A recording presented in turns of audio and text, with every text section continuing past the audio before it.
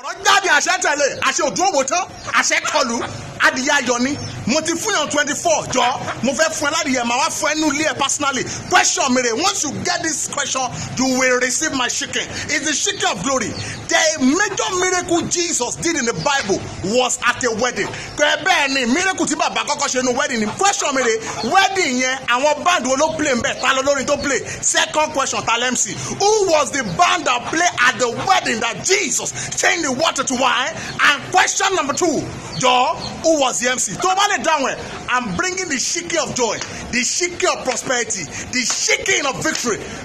Nǹkan tí mo ṣe fáńpọ̀ dére àwọn tí mo ṣe fún pọ̀ wọn ọ̀dẹ̀ fi mí ṣeré ògọ̀ ìkejì mo ṣe fún bàbá ògọ̀ dámi náà bad wo ló play ní wedding tí Jésù fi sọ mi lọ tí wáìnì bẹ́ẹ̀ ni àti talent MC.